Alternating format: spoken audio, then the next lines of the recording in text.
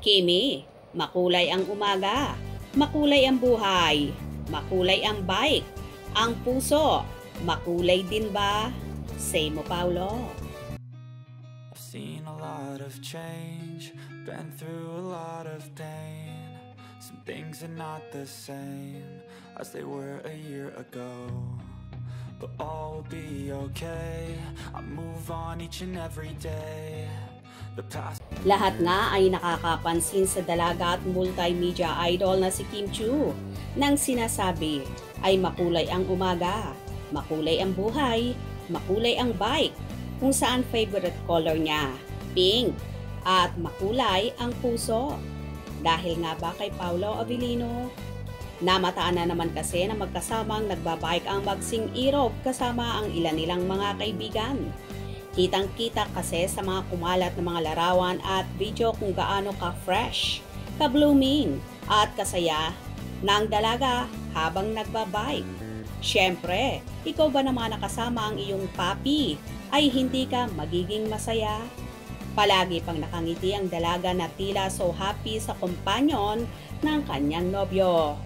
Malimit na nga ang ginagawa ni Kim at Paulo ang biking at kapag konti lang ang kanilang free time, ay sa gym na lang sila dumadayo.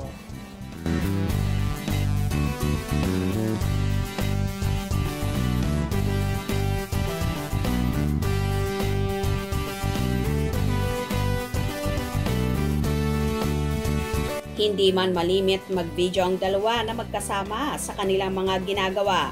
Pero ang mga kaibigan or mga kasamahan nila sa pag-gym ang palaging nagbubuking sa Kimpao.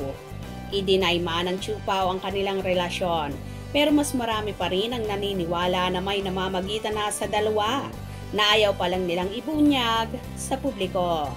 Ayon pa nga kay Kim noon na gusto niya sinisavor muna nila ang mga ginagawa nila, na sila muna ang nakakaalam, na hindi man tinukoy ng dalaga ang pangalan.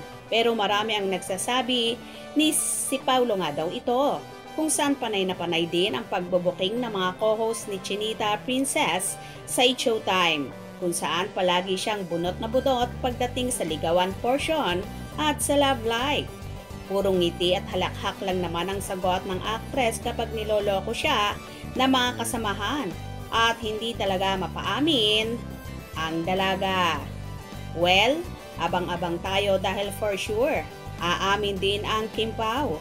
Malay naman natin bago mag-showing ang first movie nila na My Love Will Make You Disappear na ipalalabas sa mga sinihan next year, ay umami na rin sila sa totoong estado ng kanilang relasyon. Hope you enjoyed. Please subscribe for more info.